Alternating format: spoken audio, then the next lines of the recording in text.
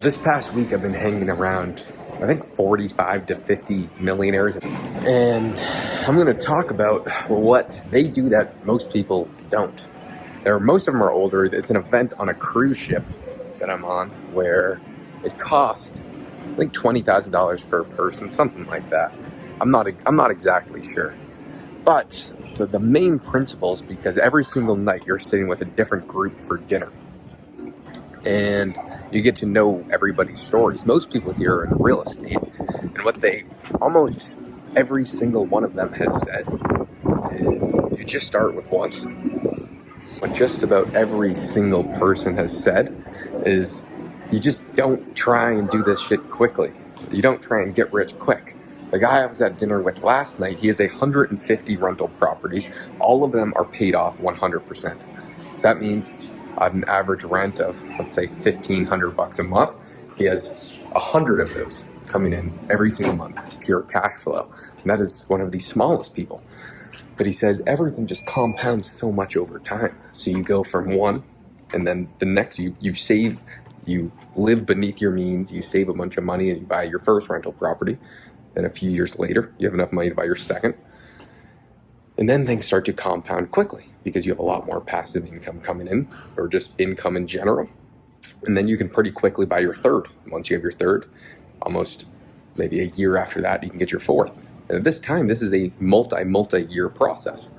But after that, once you have 4 or 5, then after that, once you have 4 or 5, you can start to get one every 6 months, and then you can start to buy some multi-unit places.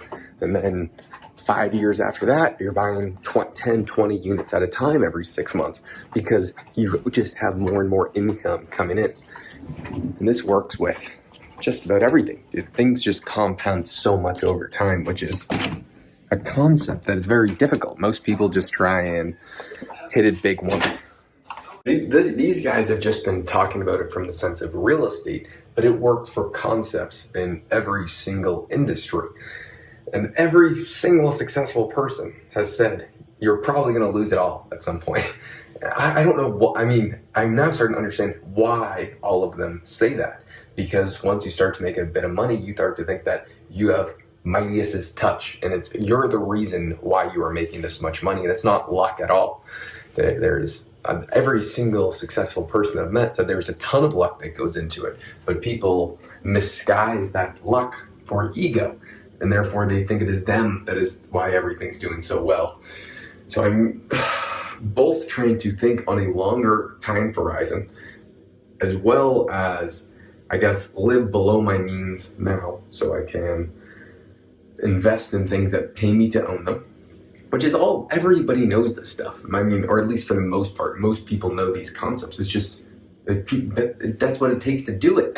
And I will also note, none of these people, I think, are 10 times smarter than everyone else. They're really just average people who live beneath their means, invested in things that paid them to own it, and now have so much money they don't know what to do with it.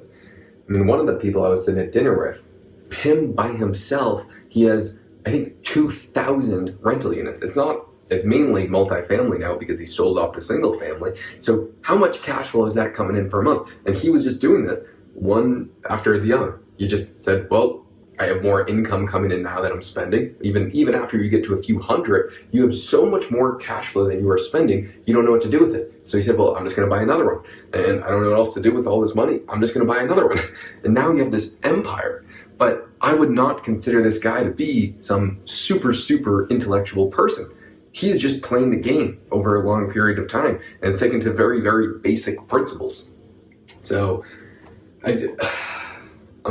my focus is growing my business, and from the money I get from that, over the next 5 years, I'm going to try and start buying some income-producing assets, which is it will be very easy to do. It will just take me living beneath my means. Right now, I spend a lot of money because I enjoy living a good lifestyle, because what's the point of money if you don't want to enjoy it? But you gotta get to the point where you're not really dipping into the base.